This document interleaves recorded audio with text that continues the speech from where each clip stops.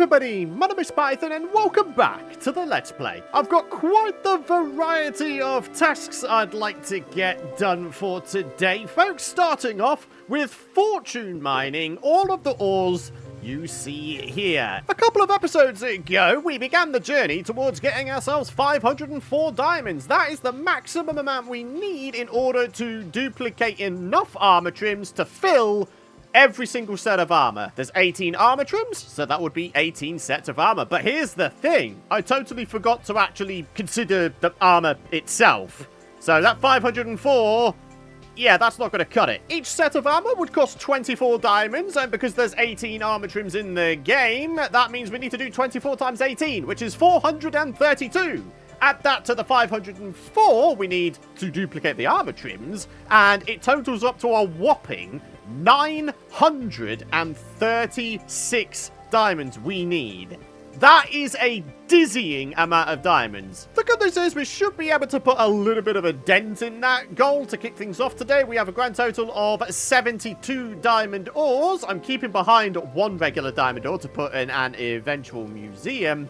But yeah, we should be able to get a good amount with this, right? And yeah, I figured if we're fortune mining diamond ore, we might as well just do everything else as well, right? So here we are, a little bit of redstone, even got a little bit of lapis in the mix here. Tiny bit of gold and a tiny bit of deep slate copper. So here we go. Every ore placed down. And now what we're going to do is we're going to time-lapse me digging this. Let's do this thing.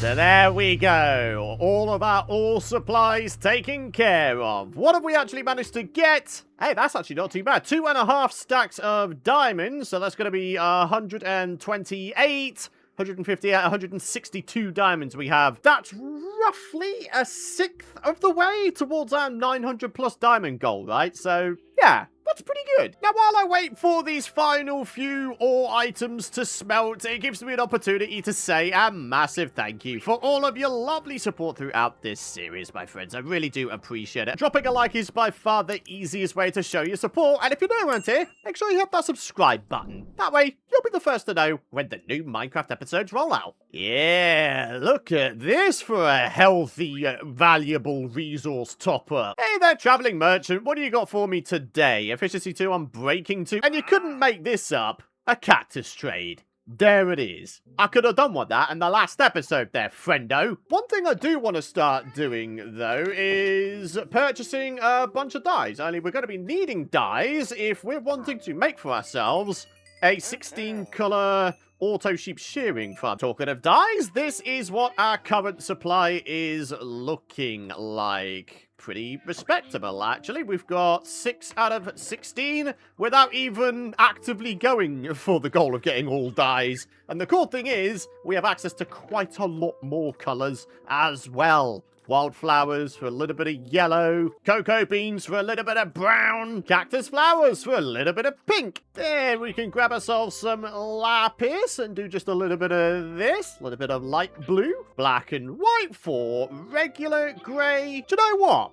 Let's go for this goal. I mean, I've already made a good start, right? What I need to do is get some red dye. That should help make magenta and purple. And then we've got the 2 cactus farms we made in the last episode, providing us with cacti for green dye and lime dye. We might be closer to our 16 dye collection than I first thought. So, what have we got in here? Ooh, okay. The supplies are slowly but surely building up.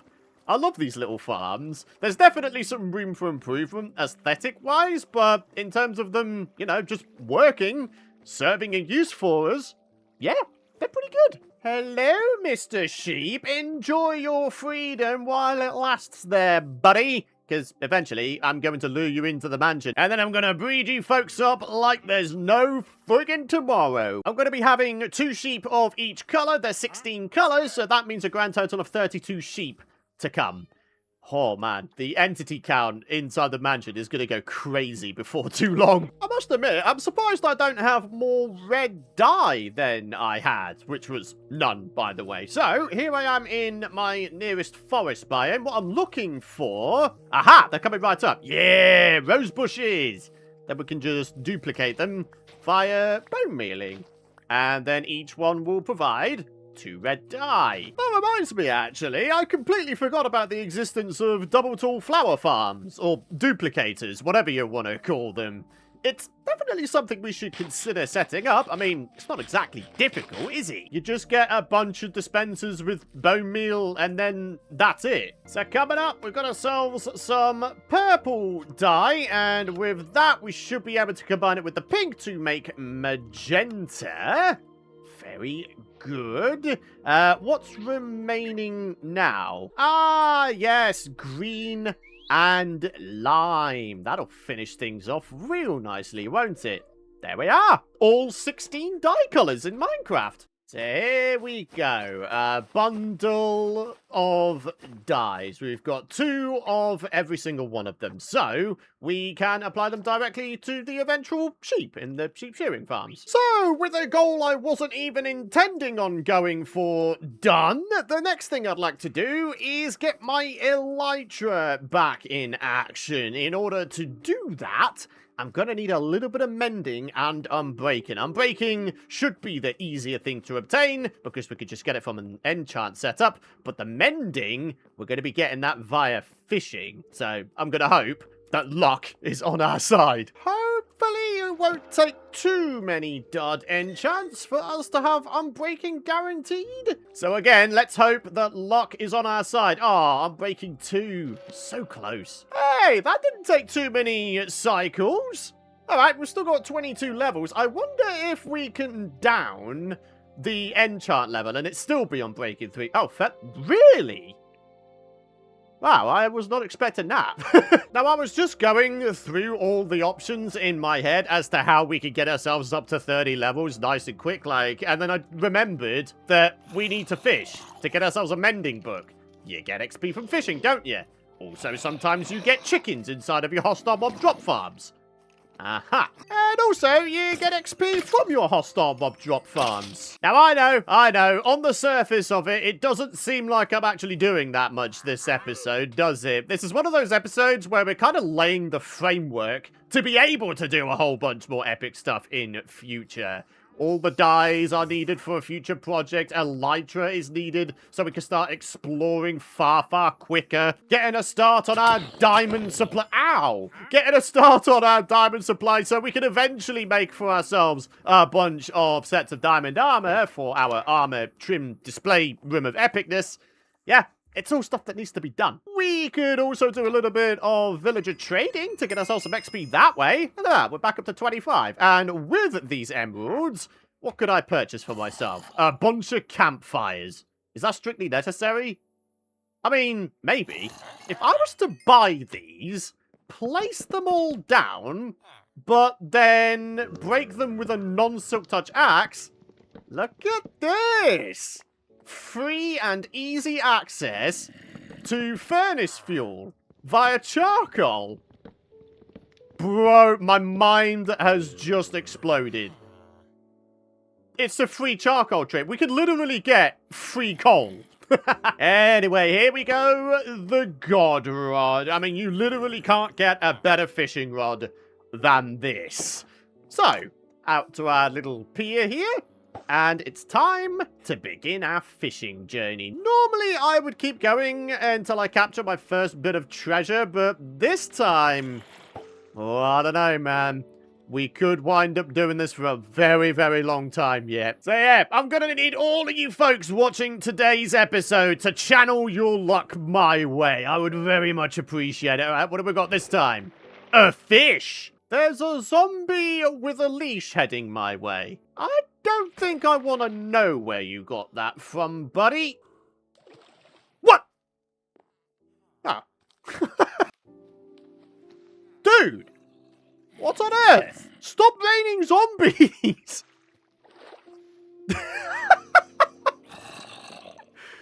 I didn't realise the weather forecast for today called for raining zombies. But, there we are. A rare phenomenon indeed.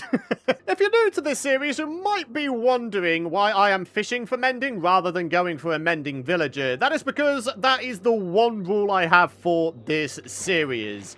I'm not allowed a mending villager. Once you have a mending villager, it's pretty much just game over in terms of having to create new gear. Now, for some folks, that sounds great, but for me, having mending on everything, like, straight away, it removes something to do in Minecraft, doesn't it? I actually really enjoy the gear making process in this game, so I figured between not using mending at all and having mending on literally everything, the compromise was to just get mending from treasure sources, that being fishing and stronghold library chests and pieces of gear in the end cities. And hey, right now it gives me a proper excuse to do some fishing, doesn't it? What's this? Lure 2.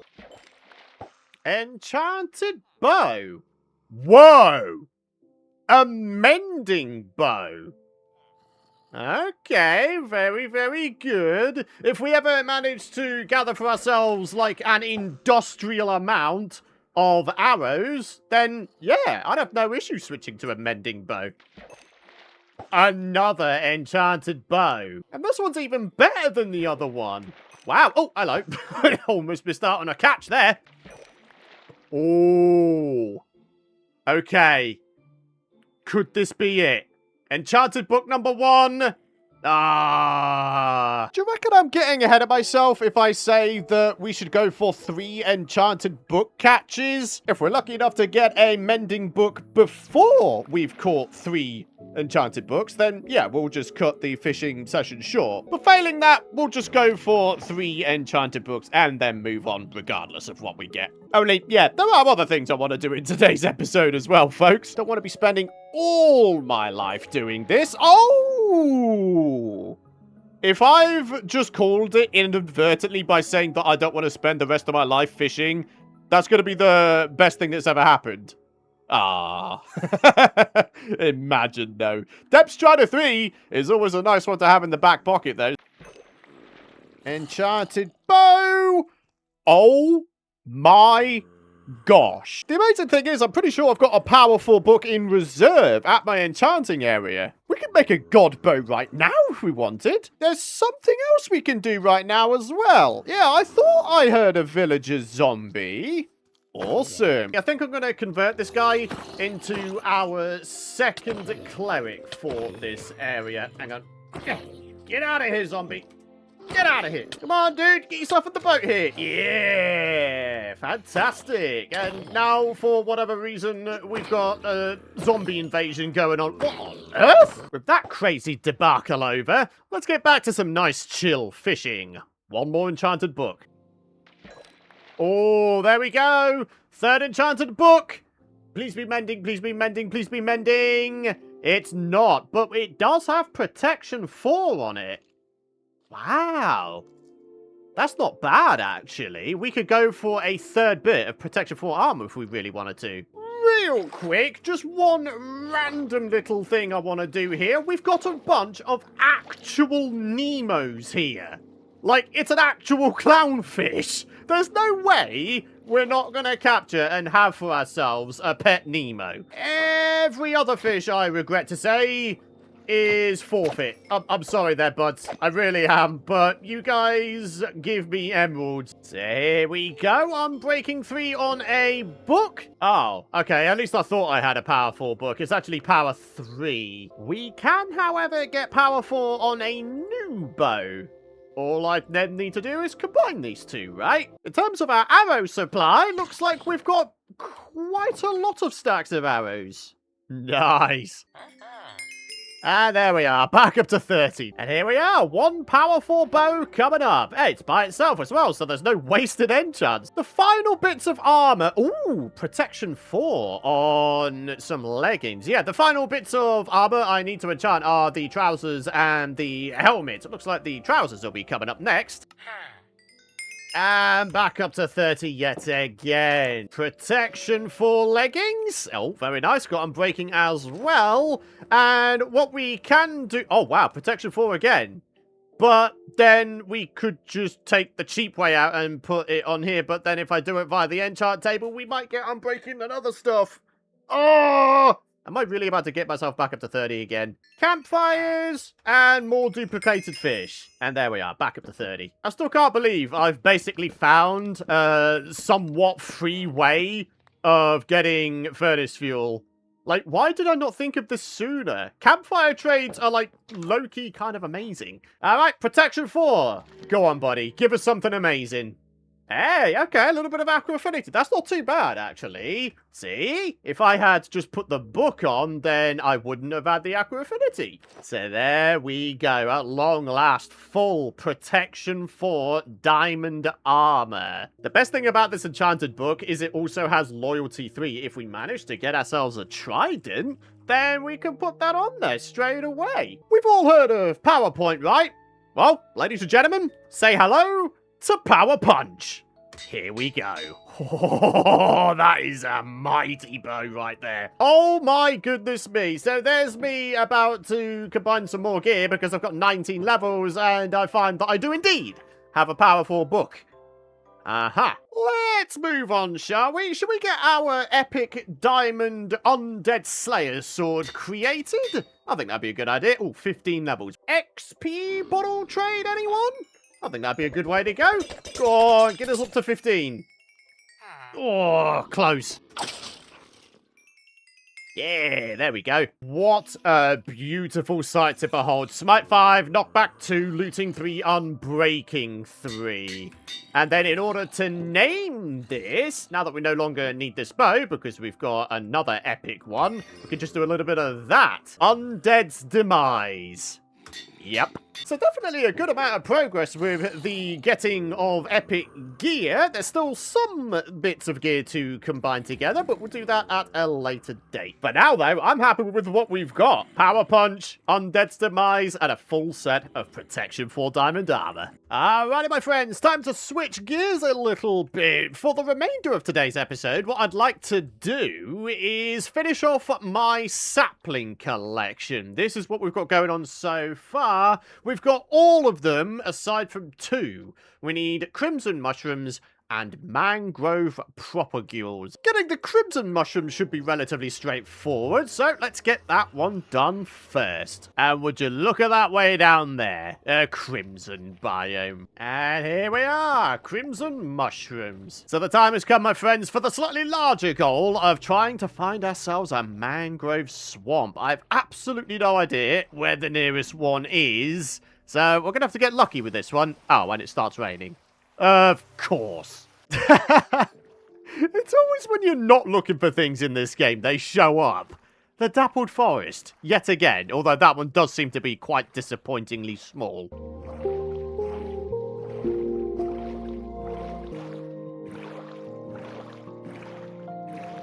Wow, look at the state of those forested mountains.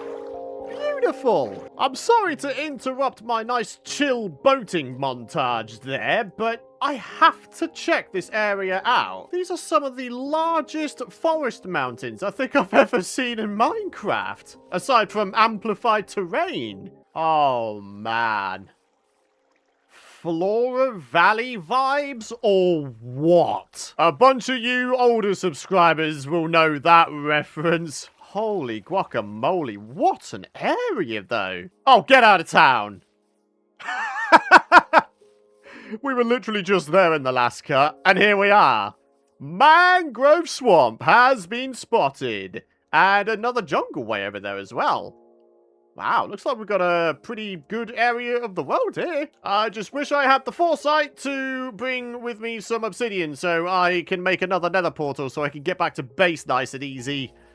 Oh well. Here we are, mangrove propagules. Oh my god, froggy! Here we go, final few mangrove propagules. So we've got some for our bundle here and some for back at base. We've got every single kind of tree easily accessible to us now. Oh, dude, I'm so happy. If I was to take out the azalea, then we'd have all the unique types of wood in the game. Azalea just gives you oak wood, doesn't it? But it's still nice to have these because they do give you unique leaf blocks. So, yeah, that's why I'm keeping them. It's just kind of annoying that if I hadn't had the azalea, I'd be able to see every kind of sapling just flat out in the bundle. But then when I put the azalea in the bundle, I, like, lose a row's worth of items on the UI.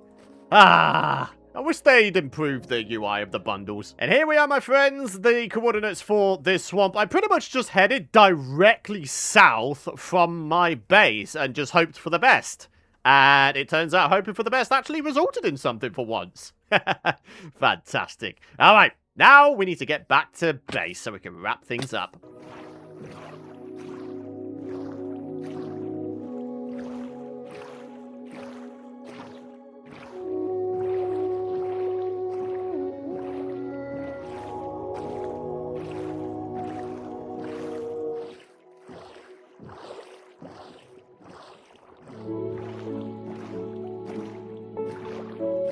And there we are, my friends. Our mini-adventure comes to a close. At long last, we have access to every single kind of tree, wood, and leaf block in this game. And on that happy note, it's time to wrap up today's episode. Thank you very much for watching. I really do hope you folks have enjoyed today's episode. Drop a like if you have. And of course, make sure you subscribe so you don't miss out on my future content. For now, though, thank you so much for watching, and I hope you have a fantastic rest of your day.